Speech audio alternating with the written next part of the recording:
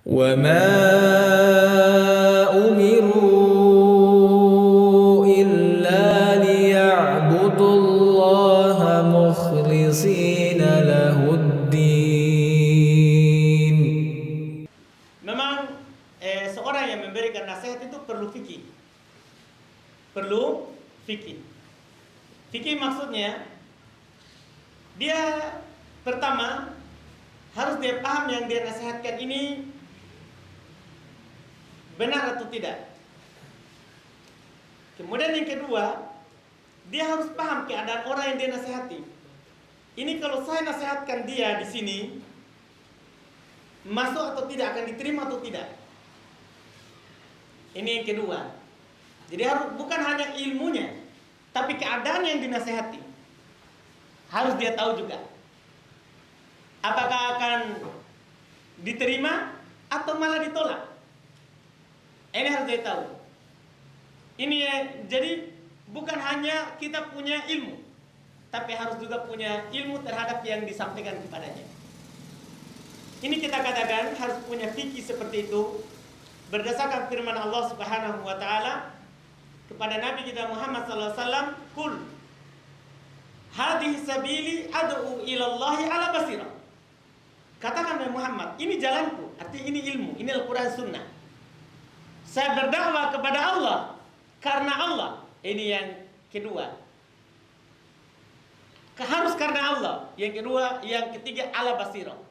Harus di atas ilmu. Disebut oleh para ulama di atas ilmu terhadap apa yang disampaikan dan di atas ilmu terhadap yang akan tempat yang disampaikan kepadanya.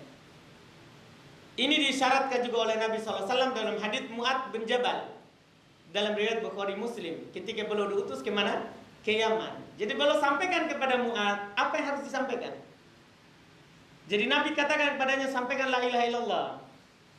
Kalau sudah, sampaikan sholat 5 waktu. Kalau sudah, sampaikan zakat.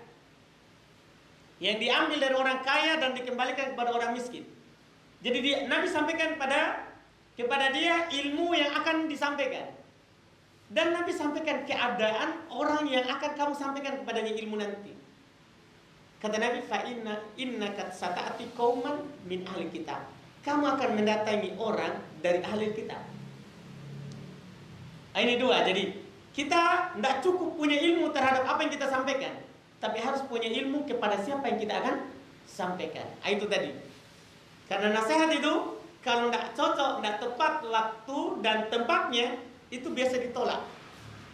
Biasa ditolak. Malah akan mengumbar aib orang, atau bahkan akan menjadi sebab orang itu menolak yang benar. Jadi itu yang kami nasihatkan.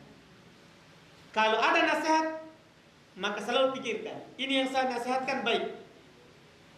Kemudian yang kedua, ini tempatnya sudah pas. Karena ta'khirul bayan ila waqtil hajah jaiz. Mengakhirkan penjelasan sampai dibutuhkan itu boleh. Mengakhirkan penjelasan sampai dibutuhkan itu apa? Boleh. Boleh. Iya.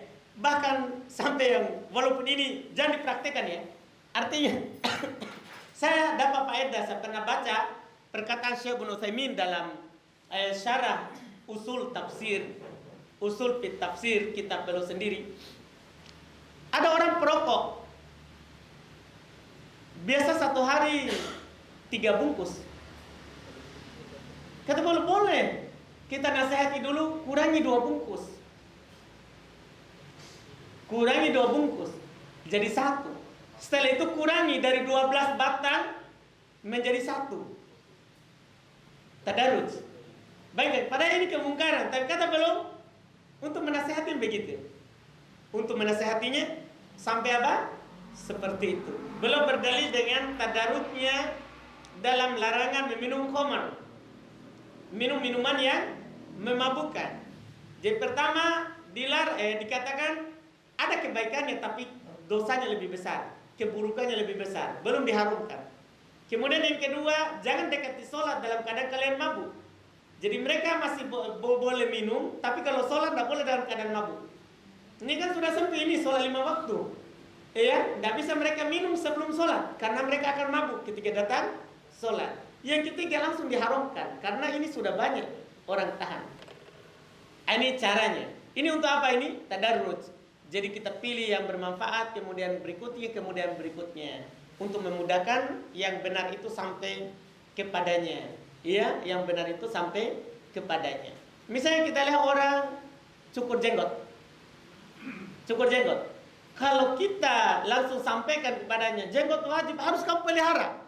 Sementara di rumah kadang istrinya tidak suka kalau suaminya pakai jenggot. Jadi ketika dia bilang, ini harus saya pelihara, Ustaz bilang harus. Dia tidak punya dalil. Pokoknya Ustaz, apa tahu Ustazmu itu, jangan ke sana. Akhirnya dikuncikan rumah dari luar. Kan ini tidak cocok. Makanya kita lihat, walaupun dia cukur jenggot, kita ajarkan dulu dia tauhid, akidah, buat dia cinta terhadap ilmu, buat dia tahu dalil, sehingga nanti kemudian dia pulang ke rumahnya dulu, dia lihat, wah ada perubahan suamiku. Tadi tidak pernah mau cuci piring, sekarang cuci piring di rumah.